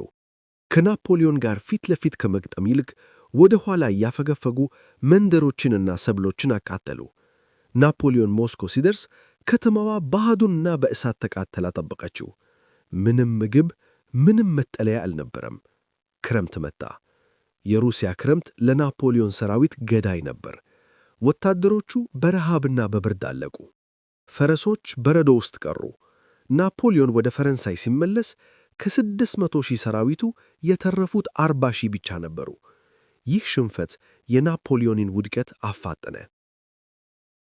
የአውሮፓ ሀገራት እንደገና ተባበሩ። እንግሊዝ፣ ሩሲያ፣ ፕራሻና ኦስትሪያ ናፖሊዮንን በሊፕዚግ ጦርነት አሸነፉት። ናፖሊዮን ሥልጣኑን ለቀቀና ወደ ኤልባ ደሴት ተሰደደ። ነገር ግን ናፖሊዮን ተስፋ አልቆረጠም። ከዓመት በኋላ ከስደት አምልጦ ወደ ፈረንሳይ ተመለሰ። የ100 ቀናት አገዛዙ ተጀመረ። በ1815 ዓመተ ምህረት በቤልጂየም ምድር በዋተርሉ ሜዳ ላይ የመጨረሻው ጦርነት ተካሄደ። የናፖሊዮን ጦር ከእንግሊዙ ጄኔራል ዌሊንግተንና ከፕራሻው ጄኔራል ብሉቸር ጋር ተጋጠመ። ጦርነቱ ቀኑን ሙሉ ቀጠለ። በመጨረሻም ናፖሊዮን ተሸነፈ። በዚህ ጊዜ ፈረንሳዮችም ጭምር ተዉት። እንግሊዞች ናፖሊዮንን ማርከው ወደ ሩቅ ደሴት ወደ ቅድስት ሄሌና ሀደዱት። እዚያም በብቸኝነት 6 ዓመታት ኖሮ ሞተ። ናፖሊዮን ከተሸነፈ በኋላ የአውሮፓ መሪዎች በቪየና ኮንግረስ ተሰበሰቡ። ዓላማቸው አውሮፓን ወደ ቀድሞ ሁኔታዋ መመለስ ነበር። ድንበሮች ተስተካከሉ፣ ነገሥታት ወደ ዙፋናቸው ተመለሱ። ነገር ግን የፈረንሳይ አብዮት የዘራውን የነጻነትና የብሔርተኝነት ዘር ማጥፋት አልቻሉም። ሕዝቡ መብቱን አውቋል። አዲስ የማሽንና የኢንዱስትሪ ዘመን እየመጣ ነው። እንፋሎት፣ ብረትና የፋብሪካ ጭስ የአውሮፓን ሰማይ ሊሸፍን ነው። የኢንዱስትሪ አብዮት ሊጀመር ነው። ናፖሊዮን በዋተርሉ ከተሸነፈ በኋላ አውሮፓ ሰላም ለማግኘት ሞከረች። ነገር ግን ጸጥታው ጊዜያዊ ነበር። በብሪታንያ ደሴት ላይ ከማንኛውም ጦርነት የበለጠ ኃይል ያለው አዲስ አብዮት እየተፈጠረ ነበር። የኢንዱስትሪ አብዮት። የሰው ልጅ ታሪክ ለመጀመሪያ ጊዜ ከግብርና ወደ ማምረቻ ተሸጋገረ። ይህ ሁሉ የተጀመረው በእንፋሎት ኃይል ነው። ጄምስ ዋት የተባለ ስኮትላንዳዊ መሐንዲስ የእንፋሎት ሞተርን አሻሽሎ ለዓለም አበረከተ። ይህ ፈጠራ የሰውን ጉልበት በማሽን ተካ። በእንግሊዝ የድንጋይ ከሰልና የብረት ማዕድን በብዛት ይገኝ ነበር። እነዚህ የተፈጥሮ ሀብቶች ፋብሪካዎችን አቀጣጠሉ። የማንቸስተርና የሊቨርፑል ከተሞች በጭስ ተሸፈኑ። የጨርቃጨርቅ ማሽኖች በቀንና በሌሊት ያለ ረፍት ይሰሩ ጀመረ። የሰው ልጅ አኗኗር ተለወጠ። ገበሬዎች መሬታቸውን ጥለው ወደ ከተማ ጎረፉ። ነገር ግን ያገኙት ሕይወት የጠበቁት አልነበረም። በጠባብና ቆሻሻ ቤቶች ተሰበሰቡ። ሕፃናትና ሴቶች በአደገኛ ፋብሪካዎች ውስጥ በቀን 16 ሰዓት ይሰሩ ነበር። የፋብሪካ ባለቤቶች ሀብታም ሲሆኑ፣ ሠራተኞች ግን በድህነት ይማኩ ነበር። ይህ ልዩነት ካርል ማርክስና ፍሬድሪክ ኤንግልስ የተባሉ ጀርመናውያን ፈላስፎች የዓለም ሠራተኞች ተባበሩ የሚለውን ጥሪ ተሰማ። ቴክኖሎጂ ግን መቆም አላወቀም። ጆርጅ ስቲቨንሰን የመጀመሪያውን የእንፋሎት ባቡር ሠራ። ባቡር መጓጓዣን አፋጠነ። ሰዎችና ዕቃዎች በሰዓታት ውስጥ ከአገር ወደ አገር መጓዝ ቻሉ። ሳሙኤል ሞርስ ቴሌግራፍን ፈጠረ። መልእክት በኤሌክትሪክ ፍጥነት መላክ ተቻለ። ዓለም እየጠበበች መጣች። በዚህ የለውጥ ማዕበል ውስጥ አዲስ የፖለቲካ አስተሳሰብ አውሮፓን አጥለቀለቀ። ብሔረተኝነት። ሰዎች ለንጉዛቸው ሳይሆን ለቋንቋቸው፣ ለባህላቸው እና ለሀገራቸው ታማኝ መሆን ጀመሩ። በ1848 ዓመተ ምህረት የሕዝቦች ጸደይ በመባል የሚታወቀው አብዮት በመላው አውሮፓ ተቀሰቀሰ። በፈረንሳይ፣ በኦስትሪያ፣ በሃንጋሪ እና በጀርመን ሕዝቡ ነፃነትና ሕገ መንግሥት ጠየቀ። ምንም እንኳን አብዛኞቹ አብዮቶች በኃይል ቢደመሰሱም የለውጥ ዘሩ ግን ተዘራ። ጣሊያን ወደ አንድነት መጣች። ጁሴፔ ጋሪባልዲ ቀይ ሸሚዝ ለባሾች የተባሉ ተዋጊዎችን እየመራ የተበታተኑትን የጣሊያን ግዛቶች አዋሃደ። ቪክተር ኢማኑኤል ሁለተኛ የጣሊያን ንጉሥ ሆነ። ነገር ግን ከአውሮፓ ኃያላን ሁሉ እጅግ አስፈሪ የሆነችው ሀገር ገና እየተፈጠረች ነበር፣ ጀርመን። በዚያን ጊዜ ጀርመን በትንንሽ ግዛቶች ተከፋፍላ ነበር። ከእነዚህ መካከል ፕራሻ ኃያል ነበረች። የፕራሻ ጠቅላይ ሚኒስትር ኦቶ ቮን ቢስማርክ አንድ ሕልም ነበረው፣ ጀርመንን በአንድ ላይ ማምጣት። ቢስማርክ እንዲህ አለ፣ የዘመኑ ታላላቅ ጥያቄዎች በንግግርና በድምፅ ብልጫ አይፈቱም፣ የሚፈቱት በብረትና በደም ነው። ቢስማርክ ቃሉን ጠበቀ። በሦስት ጦርነቶች ዴንማርክን፣ ኦስትሪያን እና በመጨረሻም ፈረንሳይን አሸነፈ። በ1870 ዓመተ ምህረት የፈረንሳይና የፕራሻ ጦርነት ተካሄደ። ፈረንሳይ ተዋረደች። ናፖሊዮን ሦስተኛ ተማረከ። ፓሪስ ተከበበች። ቢስማርክ የጀርመን ኢምፓየርን ወይም ሁለተኛው ራይክን በፈረንሳይ ቤተ መንግሥት በቬርሳይ የመስታወት አዳራሽ ውስጥ አወጀ። ንጉሥ ዊልሄልም አንደኛ የጀርመን ንጉሠ ነገሥት ካይዘር ሆኑ። አዲስ እና ጠንካራ ጀርመን በአውሮፓ መሃል ተወለደች። ይህ የኃይል ሚዛን ለውጥ ለወደፊቱ የዓለም ጦርነት መንስኤ ይሆናል። የአውሮፓ ኃያላን አሁን እርስ በርስ ከመዋጋት ይልቅ ዓይናቸውን ወደ ውጭ አዞሩ። ኢንዱስትሪዎቻቸው ጥሬ ዕቃ ይፈልጉ ነበር፣ ጎማ፣ ዘይት፣ ወርቅ፣ አልማዝ። እነዚህን ሀብቶች ለማግኘት ወደ አፍሪካ ተመለኩ። በ1884 ዓመተ ምህረት ኦቶ ቮን ቢስማርክ የአውሮፓ መሪዎችን በበርሊን ከተማ ሰበሰበ። ይህ የበርሊን ጉባኤ በመባል ይታወቃል። በጠረጴዛው ላይ የአፍሪካ ካርታ ተዘርግቶ ነበር። ያለ ምንም የአፍሪካውያን ተወካይ አውሮፓውያን አህጉሪቱን እንደ ኬክ ተከፋፈሉ። እንግሊዝ፣ ፈረንሳይ፣ ጀርመን፣ ቤልጂየም፣ ፖርቹጋልና ጣሊያን የራሳቸውን ድርሻ ወሰዱ። መስመሮች በካርታው ላይ ተሰመሩ። ጎሳዎች ተከፋፈሉ። ይህ የአፍሪካ ቅርምት በመባል ይታወቃል። በቤልጂየም ንጉሥ ሊዮፖልድ ሁለተኛ ኮንጎን የግል ንብረቱ አደረገ። የኮንጎ ሕዝብ ጎማ ለመሰብሰብ ባሪያ ሆነ። እጃቸው እየተቆረጠ እየተገደሉ ለንጉሡ ሀብት አፈሩ። እንግሊዝ ከካይሮ እስከ ኬፕ ታውን የተዘረጋ ግዛት ለመፍጠር አለመች። ፈረንሳይ ምዕራብ አፍሪካን ተቆጣጠረች። አውሮፓውያን ይህንን ዘረፋ የነጮች ሸክም ወይም ሥልጣኔን የማስፋፋት ግዴታ ብለው ጠሩት። ነገር ግን እውነታው የሀብት ዘረፋና ጭቆና ነበር። 20ኛው ክፍለ ዘመን ሲጀምር አውሮፓ በውጫዊ እይታ ሰላማዊና የበለጸገች ትመስል ነበር። ነገር ግን በውስጥ በኩል መሬቱ እየንቀሰቀሰ ነበር። ብሔርተኝነት እያበበ፣ የቅኝ ግዛት ፉክክር እየከረረ እና ወታደራዊ ኃይል እየተገነባ ነበር። ሀገራት እርስ በርስ በሚስጥር የጦር ስምምነት ተሳሰሩ። እንግሊዝ፣ ፈረንሳይ እና ሩሲያ በአንድ በኩል፣ ጀርመን፣ ኦስትሪያና ጣሊያን በሌላ በኩል ተሰለፉ። አውሮፓ ልክ እንደ ባሩድ ማግዘን ሆናለች። የሚያስፈልገው አንድ ትንሽ ክብሪት ብቻ ነው። ያች ክብሪት በቅርቡ ትለኩሳለች። ዓለም አይቶት ወደማያውቀው የደም አፋሳሽ ጦርነት እያመራ ነው። 1914 ሰኔ 28 በቦስኒያ ዋና ከተማ ሳራዬቮ አንድ ክፍት መኪና በሕዝብ በተጨናነቀ ጎዳና ላይ እየተጓዘ ነበር። በመኪናው ውስጥ የኦስትሪያ ሃንጋሪ አልጋ ወራሽ አርክ ዲዩክ ፍራንስ ፈርዲናንድና ባለቤቱ ሶፊ ነበሩ። በድንገት ጋቭሪሎ ፕሪንሲፕ የተባለ የሰርቢያ ብሔርተኛ ወጣት ተማሪ ሽጉጡን አውጥቶ ተኮሰ። የመጀመሪያው ጥይት ሶፊን መታ። ሁለተኛው አርክ ዲዩክን አንገቱ ላይ አረፈ። ይህ ድርጊት መላውን ዓለም የሚያቃጥል እሳት ለኮሰ። ኦስትሪያ ተቆጣች። ለሰርቢያ የማይቻል የቅድመ ሁኔታ ዝርዝር ላከች። ሰርቢያ እምቢ አለች። ሩሲያ የሰላቭ ወንድሞቿን ለመርዳት ወታደሮቿን አሰለፈች። ጀርመን ኦስትሪያን ለመርዳት ቃል ገባች። ፈረንሳይ ከሩሲያ ጋር ስምምነት ስለነበራት ተቀላቀለች። እንግሊዝ ጀርመን ቤልጂየምን ስትወር ጦርነቱን ተቀላቀለች። በአንድ ሳምንት ውስጥ መላው አውሮፓ ወደ ጦርነት ገባ። ይህ ታላቁ ጦርነት ተብሎ ተጠራ። ሰዎች ከገና በፊት ያበቃል ብለው አምነዋል። ተሳስተው ነበር። ጦርነቱ እንደ ቀድሞው ፈረሶችና ሰይፎች አልነበረም። አሁን ማሽኖች የጦር ሜዳውን ተቆጣጠሩ። ታንኮች፣ አውሮፕላኖች፣ መርዛማ ጋዝና መትረየስ ታዩ። በምዕራቡ ግንባር ከፈረንሳይ እስከ ቤልጂየም ድረስ የሚዘረጋ የጉድጓድ ትሬንች መስመር ተቆፈረ። ወታደሮች ለዓመታት ጭቃ፣ አይጦች እና አስከሬን በሞላበት ጉድጓድ ውስጥ ኖሩ። ከጉድጓድ አትውጣ የሚለው ትዕዛዝ የሞት ፍርድ ነበር። አንድ ሰው ከጉድጓድ ወጥቶ ወደ ጠላት ለመሮጥ ሲሞክር በመትረየስ ጥይት ይጨፈጨፋል። በ1916 በቨርደንና በሶም ጦርነቶች በሚሊዮን የሚቆጠሩ ወታደሮች አለቁ። በአንድ ቀን ብቻ በሶም ጦርነት የመጀመሪያ ቀን የእንግሊዝ ጦር 60,000 ወታደሮችን አጣ። ይህ የሰው ልጅ እልቂት ነበር። በምስራቅ ሩሲያውያን በጀርመኖችና በኦስትሪያውያን ተሸነፉ። የሩሲያ ሕዝብ በረሃብና በጦርነት ተመረረ። በ1917 በሩሲያ አብዮት ፈነዳ። የዛር ኒኮላስ ሁለተኛ አገዛዝ ወደቀ። ቭላዲሚር ሌኒንና ቦልሼቪኮች ስልጣን ያዙ። ሩሲያ ከጦርነቱ ወጣች። ይህ ለጀርመን ተስፋ ሰጠ። ነገር ግን በዚያው ዓመት አሜሪካ ወደ ጦርነቱ ገባች። የጀርመን ሰርጓጅ መርከቦች የአሜሪካን የንግድ መርከቦች ማስጠም አሜሪካን አስቆጣ። ፕሬዚዳንት ውድሮ ዊልሰን ዓለምን ለዴሞክራሲ አስተማማኝ ለማድረግ በሚል መሪ ቃል ጦርነቱን ተቀላቀሉ። የአሜሪካ መግባት ሚዛኑን ደፋ። የጀርመን ሕዝብ በረሃብ ተጎዳ።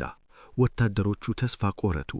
በ1918 ህዳር 11 በጠዋቱ 5 ሰዓት ላይ የተኩስ አቁም ስምምነት ተፈረመ።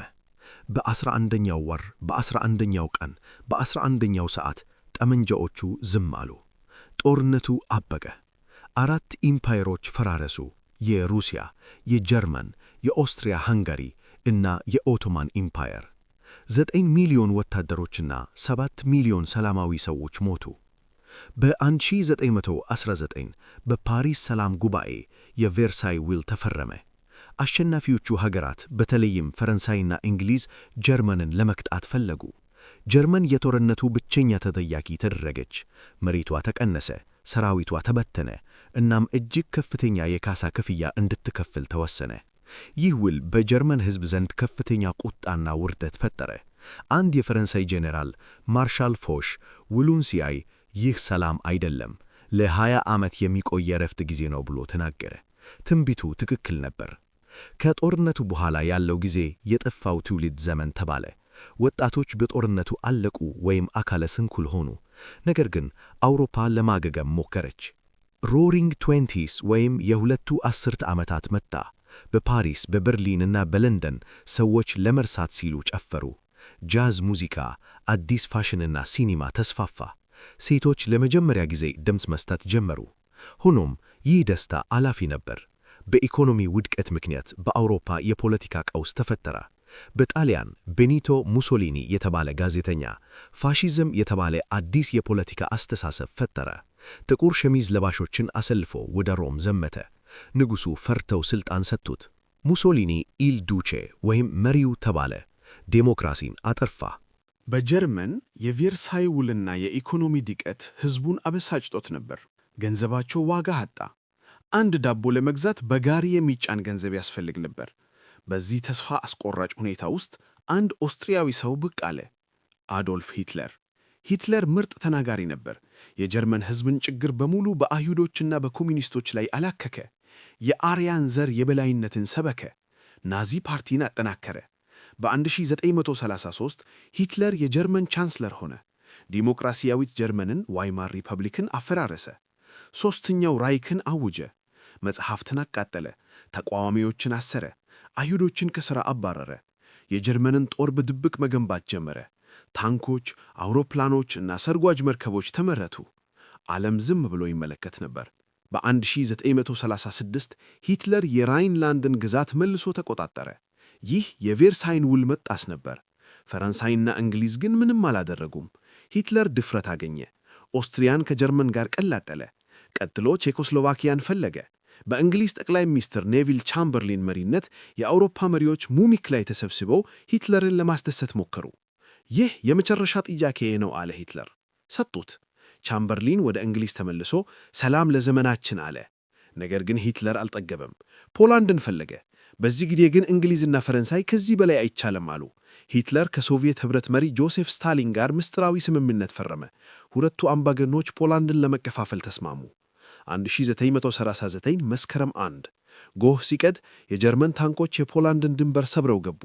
አውሮፕላኖች በዋርሶ ላይ ቦምብ አዘነቡ። ይህ አዲስ አይነት ጦርነት ነበር፣ ብሊትስክሪግ ወይም የመብረቅ ጦርነት። እንግሊዝና ፈረንሳይ በጀርመን ላይ ጦርነት አወጁ። ሁለተኛው የዓለም ጦርነት ተጀመረ። ይህ ጦርነት በሰው ልጅ ታሪክ ታይቶ የማይታወቅ እልቂትና ጭካኔ ሊያሳይ ነው። ዓለም ወደ ገሃነም ልትገባ ነው። 1939 መስከረም 1 ቀን ጠዋት ላይ የፖላንድ ከተሞች በጀርመን አውሮፕላኖች ድምፅ ተናወጡ። ሂትለርና ናዚ ጦር ብሊትስክሪግ ወይም የመብረቅ ጦርነት በመባል የሚታወቀውን አዲስ የጦር ስልት አስተዋወቁ። ይህ ስልት ፈጣን፣ አውዳሚና ጠላትን እስትንፋስ የሚነሳ ነበር። መጀመሪያ አውሮፕላኖች የመገናኛና የትራንስፖርት መስመሮችን ያወድማሉ። ቀጥሎ ታንኮች የጠላትን መከላከያ ሰብረው ይገባሉ። በመጨረሻም እግረኛ ወታደሮች የተረፈውን ይጨርሳሉ። ፖላንድ በ4 ሳምንታት ውስጥ ወደቀች። ይህ ድል ሂትለርን የበለጠ አጠናከረው። በምዕራብ እንግሊዝና ፈረንሳይ ጦርነት አውጀው ነበር። ነገር ግን ለ8 ወራት ያህል ምንም አይነት ከባድ ውጊያ አልተደረገም። ይህ ወቅት የውሸት ጦርነት ተብሎ ይጠራ ነበር። ነገር ግን ይህ ጸጥታ ለአውሎ ነፋስ መዘጋጀት ነበር። በ1940 ግንቦት ወር የጀርመን ጦር በድንገት ዴንማርክንና ኖርዌይን ወረረ። ቀጥሎ ኔዘርላንድስን፣ ቤልጂየምንና ሉክሰምበርግን በአንድ ጊዜ አጠቀ። የአሊያንስ ኃይሎች ተደናገጡ። የፈረንሳይና የእንግሊዝ ጦር ተሸንፎ ወደ ሰሜን ፈረንሳይ ዳርቻ ወደ ዱንከርክ ተጋፋ። እዚህ ላይ አንድ ተአምር ተፈጠረ። የእንግሊዝ ጠቅላይ ሚኒስትር ዊንስተን ቸርችል ኦፕሬሽን ዳይናሞን አዘዘ። ትንሽ የዓሣ ማጥመጃ ጀልባዎች፣ የመዝናኛ መርከቦችና የጭነት ጀልባዎች በሺዎች የሚቆጠሩ ወታደሮችን ለማዳን እንግሊዝን ለቀው ወጡ። 338,000 ወታደሮች ከሞት አፋፍ ተርፈው እንግሊዝ ገቡ። ፈረንሳይ ግን ዕድለኛ አልነበረችም። ጁኔ 14 ቀን የናዚ ወታደሮች ፓሪስ ገቡ። ሂትለር በታዋቂው የኤፍል ግንብ ስር ፎቶ ተነሳ። ፈረንሳይ እጅ ሰጠች። አሁን እንግሊዝ ብቻዋን ቀረች። ሂትለር እንግሊዝን ለማሸነፍ ኦፕሬሽን ሲ ላየን ወይም የባህር አንበሳ ዘመቻ አቀደ። ነገር ግን መጀመሪያ የእንግሊዝን አየር ኃይል ማጥፋት ነበረበት። የብሪታንያ ጦርነት በሰማይ ላይ ተካሄደ። የጀርመን ሉፍትዋፌ ወይም አየር ኃይል እና የእንግሊዝ ሮያል ኤርፎርስ ለወራት ተዋጉ። ለንደን በየቀኑ በቦምብ ተደብድባለች። ሕዝቡ በመሬት ውስጥ ባቡር ጣቢያዎች ተጠለለ። ነገር ግን እንግሊዞች አልተሸነፉም። ቸርችል በሬዲዮ እንዲህ አለ፣ በፍጹም እጅ አንሰጥም። የእንግሊዝ አብራሪዎች በጀግንነት ተዋግተው ሂትለርን አሳፈሩት። ሂትለር ወረራውን አቆመ። ይህ በእንዲህ እንዳለ በምስራቅ አውሮፓ እጅግ ዘግናኝ የሆነ ወንጀል እየተፈጸመ ነበር። ሂትለርና ናዚዎች የመጨረሻው መፍትሔ ወይም ፋይናል ሶሉሽን የተባለ ዕቅድ ነደፉ። ዓላማው የአውሮፓን አይሁዶች በሙሉ ማጥፋት ነበር። ይህ ሆሎኮስት በመባል ይታወቃል። አይሁዶች፣ ጂፕሲዎች፣ አካል ጉዳተኞችና የፖለቲካ ተቃዋሚዎች ከቤታቸው እየተጎተቱ ወደ ማጎሪያ ካምፖች ተጋዙ። ኦሽዊትስ፣ ትሬብሊንካ እና ዳቻው የመሳሰሉ ቦታዎች የሞት ፋብሪካዎች ሆኑ። ሰዎች በከብት መጫኛ ባቡር ተጭነው ይመጣሉ። ሲደርሱ ለሥራ የመጣችሁ ናችሁ ተብሎ ይታለላሉ። ነገር ግን አዛውንቶች፣ ሕፃናትና ደካሞች በቀጥታ ወደ ጋዝ ክፍል ይላካሉ። እዚያም በገዳይ ጋዝ ይታፈናሉ። አስከሬናቸው በእቶን ውስጥ ይቃጠላል። በድምሩ 6 ሚሊዮን አይሁዶችና 5 ሚሊዮን ሌሎች ንጹሐን በናዚዎች ተጨፈጨፉ። ይህ በሰው ልጅ ታሪክ እጅግ የከፋው የዘር ማጥፋት ወንጀል ነው። ሂትለር ግን ስግብግብ ነበር። እንግሊዝን ማሸነፍ ስላልቻለ ዓይኑን ወደ ምስራቅ ወደ ሶቪየት ኅብረት አዞረ። በ1941 ሰኔ 22 ቀን ኦፕሬሽን ባርባሮሳን ጀመረ። 3 ሚሊዮን የጀርመን ወታደሮች የሶቪየትን ድንበር ጣሱ። ስታሊን ተደናገጠ። የጀርመን ጦር በፍጥነት ገስግሶ ሞስኮ፣ ሌኒንግራድ እና ስታሊንግራድ ደረሰ። ነገር ግን የሩሲያ ክረምት እንደገና መጣ። በስታሊንግራድ ከተማ የዓለምን ዕጣ ፈንታ የሚቀይር ጦርነት ተካሄደ። ለ6 ወራት ጀርመኖችና ሩሲያውያን ለእያንዳንዱ ቤት፣ ለእያንዳንዱ ክፍል ተዋጉ። ከተማዋ ፍርስራሽ ሆነች። በረሃብና በብርድ ምክንያት ሰዎች አይጥና የሰው ሥጋ በሉ ተባለ። በመጨረሻም የሶቪየት ጦር የጀርመንን 6ኛ ሰራዊት ከበበ። ፊልድ ማርሻል ቮን ፓውለስ እጅ ሰጠ። ይህ ለሂትለር የመጀመሪያው ትልቅ ሽንፈት ነበር። ከዚህ በኋላ የጀርመን ጦር ወደ ኋላ መሸሽ ጀመረ። በተመሳሳይ ጊዜ በፓሲፊክ ኦኪያኖስ ጃፓን አሜሪካን በፐርል ሃርበር አተጋች። አሜሪካ ወደ ጦርነቱ ገባች። አሁን ጀርመን በሁለት ግንባር መዋጋት ነበረባት። በምስራቅ ከሶቪየት ኅብረት፣ በምዕራብ ከአሜሪካና እንግሊዝ። 1944 ሰኔ 6 ዲ-ዴይ የአሜሪካ የእንግሊዝና የካናዳ ወታደሮች በፈረንሳይ ሰሜናዊ ጠረፍ ኖርማንዲ ላይ አረፉ። ይህ በታሪክ ትልቁ የባሕርና የአየር ወረራ ነበር። ጀርመኖች ጠንካራ መከላከያ ቢኖራቸውም የአሊያንስ ኃይሎች ሰብረው ገቡ። ፓሪስ ነፃ ወጣች። ሂትለር በመጨረሻው ሰዓት የአርደንስ ጦርነት ወይም ባትል ኦፍ ዘ ቡልጅ ላይ ለመልሶ ማጥቃት ሞከረ፣ ነገር ግን አልተሳካለትም። 1945 ሚያዝያ ወር የሶቪየት ጦር በርሊን ገባ። ሂትለር በምሽጉ ባንከር ውስጥ ተደበቀ። ሽንፈቱን ሲረዳ ራሱን አጠፋ። ሚስቱ ኢቫ ብራውንም አብራው ሞተች። ግንቦት 8 ቀን ጀርመን በይፋ እጅ ሰጠች። በአውሮፓ ጦርነቱ አበቃ። ነገር ግን ጃፓን ገና አልተሸነፈችም ነበር። አሜሪካ 2 አቶሚክ ቦምቦችን በሂሮሺማና በናጋሳኪ ከተሞች ላይ ጣለች። በመቶ ሺህ የሚቆጠሩ ሰዎች በቅጽበት ተቃጠሉ። ጃፓን እጅ ሰጠች። ሁለተኛው የዓለም ጦርነት አበቃ። 70 ሚሊዮን ሰዎች ሞቱ። አውሮፓ እንደገና ፈራረሰች። ከተሞች ወደ አመድነት ተቀየሩ። ኢኮኖሚው ወደቀ። ነገር ግን አዲስ የዓለም ሥርዓት እየተፈጠረ ነበር። አውሮፓውያን ብቻቸውን ኃያል መሆን እንደማይችሉ ተረዱ። አሜሪካና ሶቪየት ኅብረት 2 ልዕለ ኃያላን መንግሥታት ሆነው ወጡ። አውሮፓ አሁን ለሁለት ተከፈለች። በምስራቅ የኮሚኒስት አገዛዝ፣ በምዕራብ የካፒታሊዝም አገዛዝ። የብረት መጋረጃ አይረን ከርተን ወረደ። አንድ የቀዝቃዛ ጦርነት ሊጀምር ነው። ዓለም እንደገና በስጋት ውስጥ ወደቀች። የአቶሚክ ቦምብ ጥላ በአውሮፓ ላይ አረፈ። 1945 በአውሮፓ ምድር ላይ ጭስና አመድ ተሸፍኖ ሳለ አዲስ አይነት ጦርነት እየተጀመረ ነበር። ይህ ጦርነት በመሳሪያና በደም ሳይሆን በስለላ፣ በፕሮፓጋንዳና በፍርሃት የሚካሄድ ነበር። የቀዝቃዛው ጦርነት። ዊንስተን ቸርቺል በፉልተን ሚዙሪ ባደረጉት ንግግር ከባልቲክ እስከ አድሪያቲክ የብረት መጋረጃ አውሮፓን ለሁለት ከፍሏል አሉ። በምስራቅ የሶቪየት ኅብረት በቀይ ጦር አማካኝነት የኮሚኒስት አገዛዝን በፖላንድ፣ በሃንጋሪ፣ በቼኮስሎቫኪያ፣ በሮማንያና በቡልጋሪያ አስፈነ። እነዚህ አገራት ሳተላይት ስቴትስ ወይም የሶቪየት ተከታዮች ሆኑ። ስታሊን የምዕራብን ተጽዕኖ ለመክታት ፈለገ። በምዕራብ አሜሪካና እንግሊዝ የካፒታሊዝምና የዲሞክራሲ ሥርዓትን አጠናከሩ። ማርሻል ፕላን የተባለ የእርዳታ ፕሮግራም በመጠቀም አሜሪካ በቢሊየን የሚቆጠር ዶላር አውጥታ ምዕራብ አውሮፓን መልሳ ገነባች። ይህ እርዳታ ኮሚኒዝም እንዳይሰፋፋ አደረገ። ጀርመን ራሷ ለሁለት ተከፈለች። ምዕራብ ጀርመንና ምስራቅ ጀርመን። ዋና ከተማዋ በርሊን ምንም እንኳን በምስራቅ ጀርመን ውስጥ ብትገኝም ለሁለት ተከፈለች። ምዕራብ በርሊን ነፃና የበለጸገች ደሴት መሰለች። ምስራቅ በርሊን ደግሞ በድህነትና በጭቆና ውስጥ ነበረች። ሰዎች ከምስራቅ ወደ ምዕራብ ለመሸሽ ይሞክሩ ነበር። ይህንን ለማስቆም በ1961 ምስራቅ ጀርመን የበርሊን ግንብን ገነባች። ግንቡ በአንድ ሌሊት ውስጥ ተሠራ። ቤተሰቦች ተለያዩ፣ ወዳጆች ተራራቁ። ግንቡን ለመዝለል የሞከሩ በመትረየስ ተገደሉ። ይህ ግንብ የኮሚኒስት ጭቆና ምልክት ሆነ። ጆን ኤፍ ኬኔዲ በርሊን ሄዶ ኢህ ቢን አይን በርሊነር፣ እኔ በርሊናዊ ነኝ በማለት ለሕዝቡ አጋርነቱን ገለጸ። በዚህ ወቅት ሁለቱ ልዕለ ኃያላን አሜሪካና ሶቪየት ኅብረት የኒውክሌር መሣሪያ ውድድር ውስጥ ገቡ።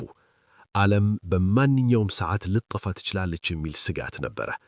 በአውሮፓ ኔቶ፣ የሰሜን አትላንቲክ ጦር ቃል ኪዳን ድርጅት እና የዋርሶ ስምምነት የምስራቅ አውሮፓ ጦር ኅብረት እርስ በርስ ተፋጠጡ። ሰላዮች በለንደን በፓሪስና በሞስኮ ጎዳናዎች ላይ ይንቀሳቀሱ ነበር። ጄምስ ቦንድ አይነት ልቦለዶች እውን የሚመስሉበት ዘመን ነበር። በ1956 በሃንጋሪ ሕዝቡ አመፀ። የሶቪየትን አገዛዝ ለመጣል ሞከሩ። ታንኮች ቡዳፔስት ገብተው ሰላማዊ ሰልፈኞችን ጨበጨቡ።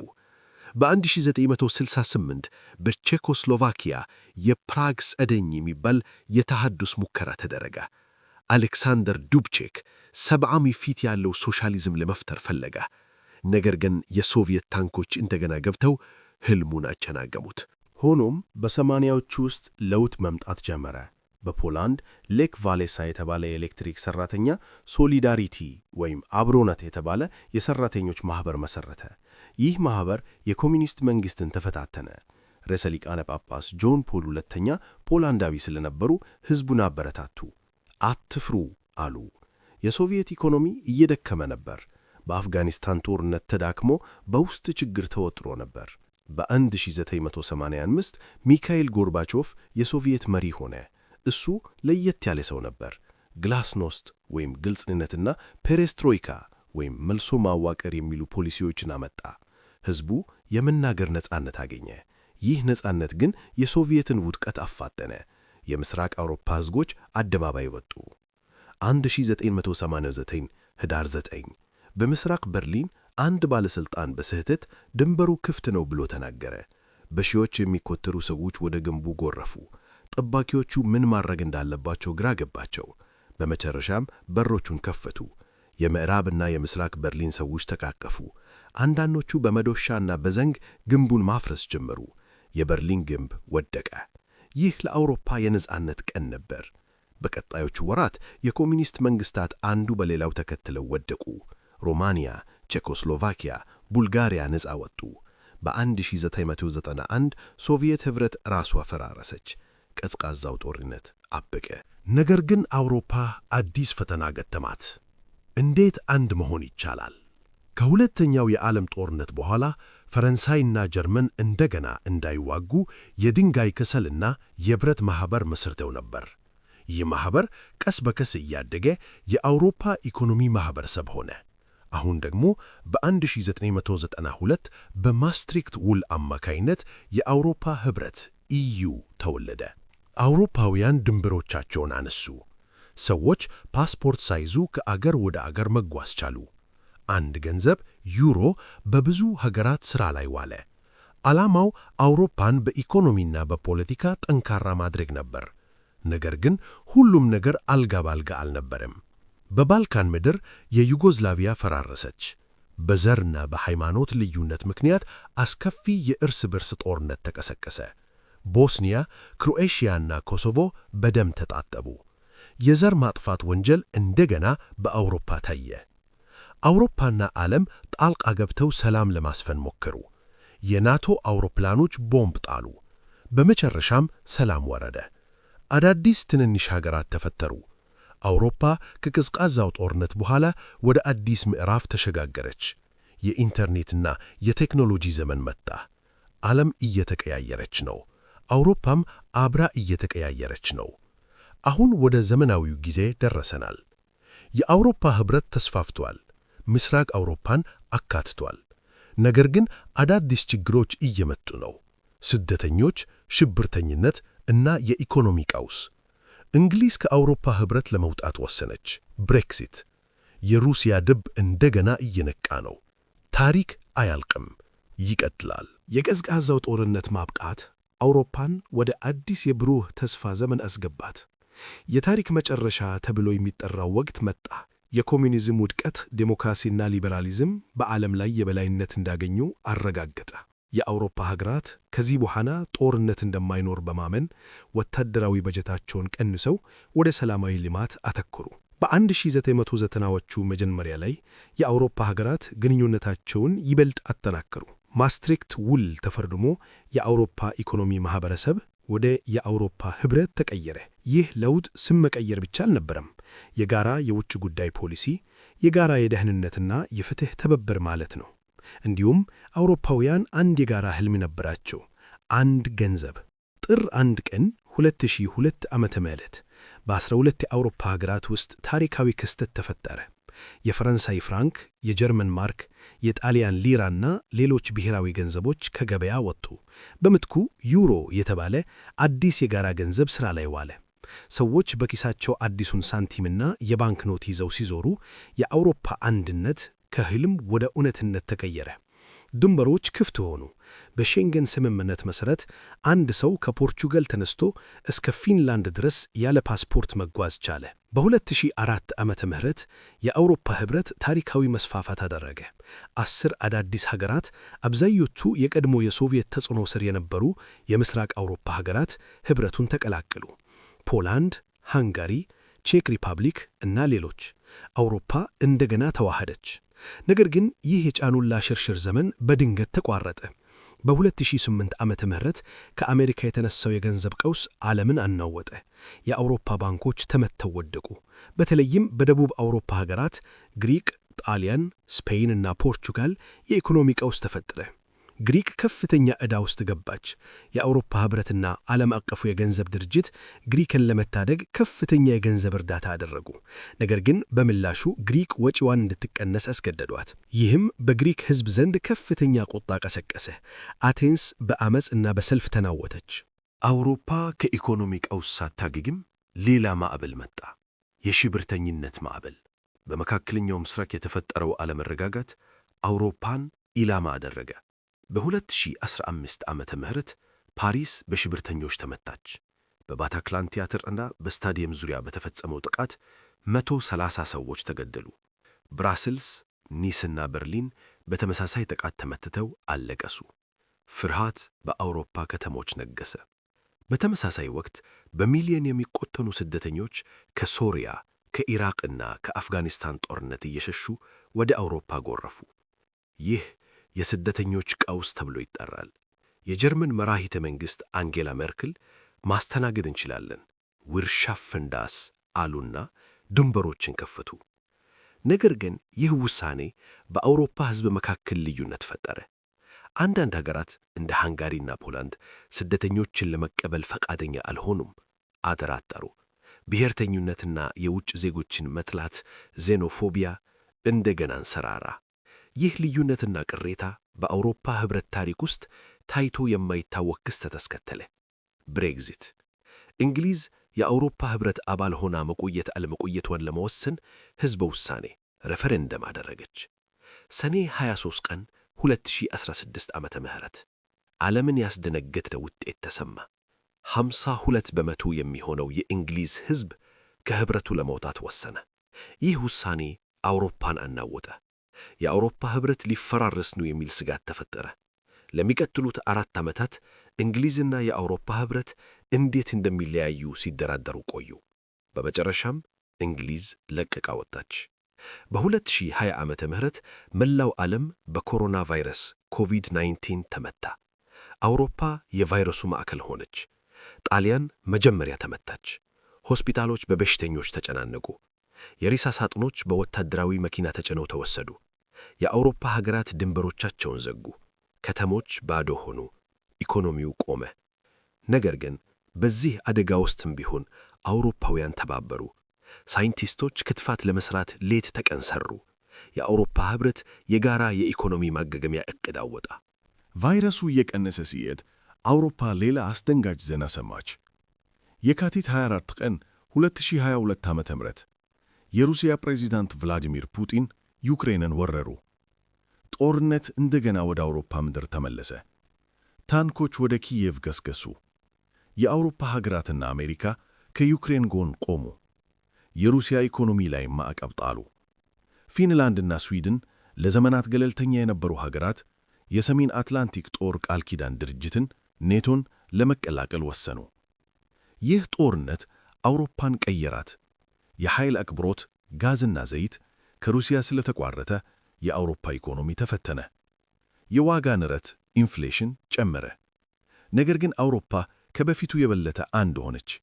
ዴሞክራሲንና ነፃነትን ለመጠበቅ ቆርጣ ተነሳች።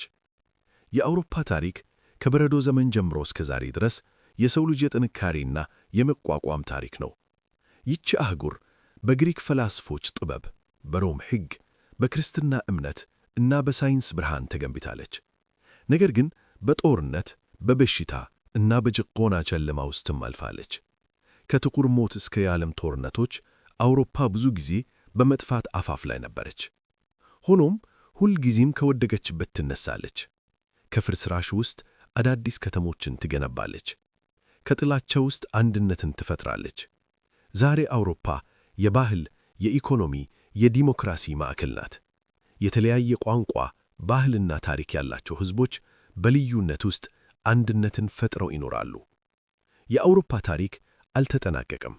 ነገ ምን እንደሚመጣ ማንም አያውቅም። ነገር ግን ያለፈውን ታሪክ ስንመለከት አንድ ነገር እርግጠኛ መሆን እንችላለን። የሰው ልጅ የመለወጥ፣ የመማር እና የማደግ ችሎታ አለው። ይህ የአውሮፓ ታሪክ ነው። ይህ የእኛም ታሪክ ነው።